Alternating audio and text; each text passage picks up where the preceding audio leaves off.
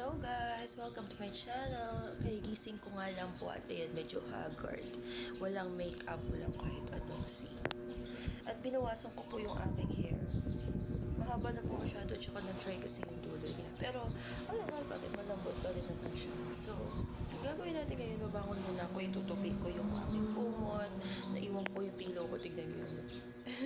Pero yung lotion ko lagi nandito, tapos importante yung power bank ko is lagi kong dala. Kasi kapag wala ito, lalo na yung phone ko kasi palagi ko kasing ginagamit siya, so kailangan ko lagi may power bank.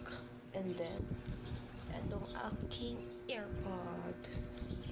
Wala kasi yung takip eh, pero okay lang po yan.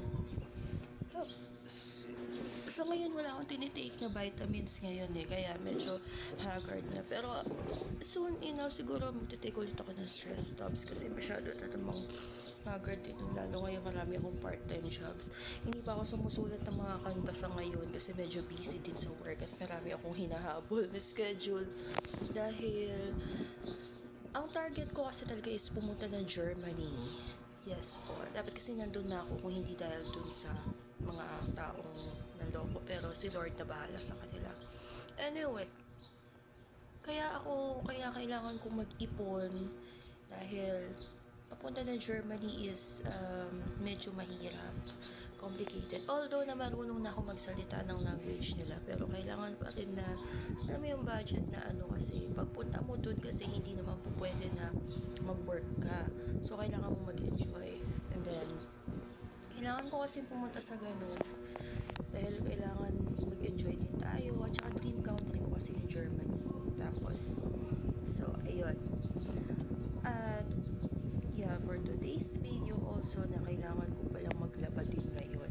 Yes po, kailangan ko maglaba kasi nag-iisa lang ako dito at kailangan na gawin lahat yung mga chores, tasks, whatsoever.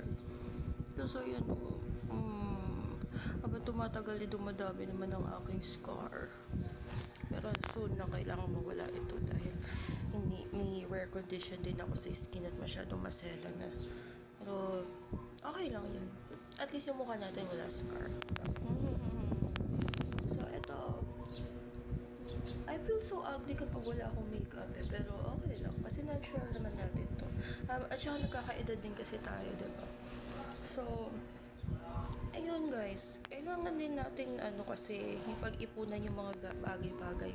Pero imbis na isipin mo yung hindi na lang. So that's it for today's video. See you po. Bye!